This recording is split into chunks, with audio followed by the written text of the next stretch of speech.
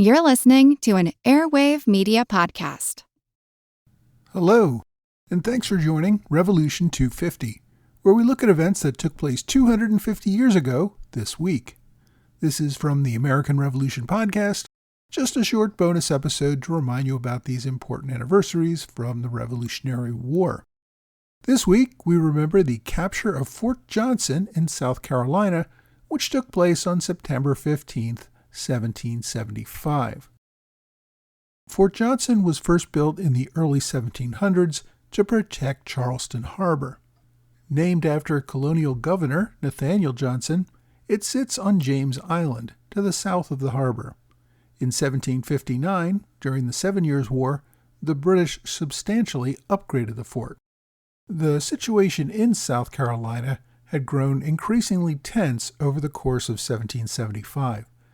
The Provincial Congress began meeting in January in defiance of Royal Governor William Campbell, the Duke of Argyll. Campbell had been appointed governor only in 1774, after serving in Nova Scotia before that, and he only arrived in South Carolina in June of 1775. When he got there, Campbell began coordinating with loyalists in the western part of the state, and was also accused of arming slaves and Indians to assist in putting down the rebellion. In August, the governor wrote to officials in London seeking military support to enforce British rule in the colony. So the Provincial Congress and the colonial governor had been at odds for quite some time. In September, the Council of Safety ordered Colonel William Moultrie to capture Fort Johnson.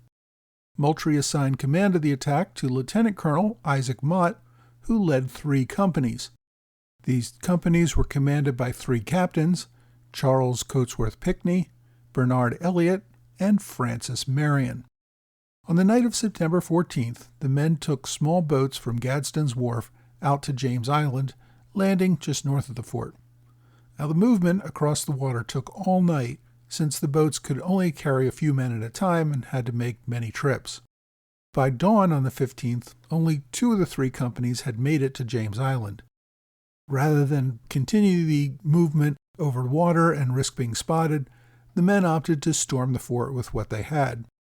As they approached Fort Johnson, they found the gates were wide open and the cannons had been dismounted. Only 5 members of the British garrison were there, and they were taken prisoner without a struggle. The Provincials then sent for a detachment from the Charleston artillery under Captain Thomas Hayward to assist them. Over the course of the day, they managed to remount 3 of the fort's cannons. Colonel Moultrie brought with him a new flag on a blue field with a silver gorget in the corner, which he flew for the first time over the newly captured Fort Johnson. A Royal Governor Campbell also fled Charleston around the same time, taking refuge on the British Navy ship, the Tamar, which was anchored out in Charleston Harbor. When Campbell saw the new flag flying over Fort Johnson, he sent his secretary to inquire by what authority they had taken the fort. Moultrie informed the secretary that the fort had been taken under orders from the Provincial Congress. 2 days later, 2 British ships, the Tamar and the Cherokee, sailed up to the fort, but they ended up not firing and simply sailed back into the harbor. The Patriots would hold the fort until the British Army returned in force in 1780. But that's a story for another day. I hope you've enjoyed this Revolution 250 moment. For more details on the Patriot takeover of the Southern colonies, check out episode 69 of the American Revolution Podcast. I also encourage you to subscribe for free on whatever podcast platform you like, or check us out at blog.amrevpodcast.com.